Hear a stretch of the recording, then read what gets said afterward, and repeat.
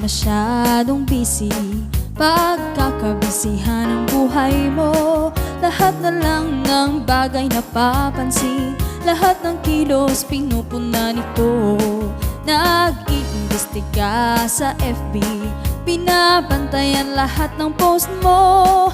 Ingat ka darling, galit na ang taong inggit sa'yo. Puro pasaring in the morning, nang huhusga in the night, nanlalait in the daytime. Pa-stalk pa ang daming time.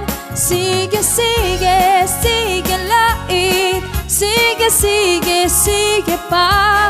Puro lait, puro husga, push mo pa. Nakataas ang kilay in the morning, bumubula ang bibig in the night. Puro chismis, puro chika, sige pag-igihan mo pa.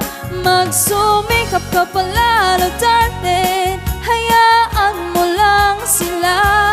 Huwag mong patulan, tahimik lang, makakarma din sila.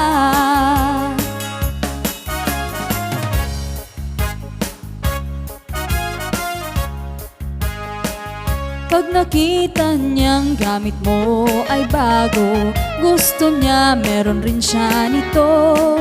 Sila yung taong ayaw magpatalo, mangungutang masabayan ka lang nito.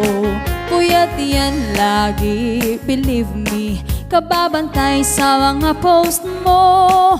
Hindi titigil hanggat hindi niya masira ang pagkatao mo. Puro pasaring in the morning, nang huhusga in the night, nanlalait in the daytime. Pa-stalk pa ang daming time.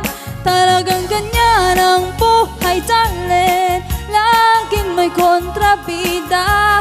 Kembot lang sabay smile, lubog sila.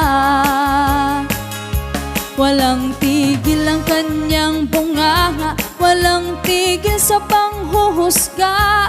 Titigan mo ang mukha niya, mas kalait-lait pa. Manahimik ka na lamang darling, ang nagpapakumbaba at nagpapatawad ay mas pinagpapala. Patuloy lang sa pag-arangkada, mamatay sila. Asarin mo ng tagumpay, bisit yan sila. Kembot lang sabay smile,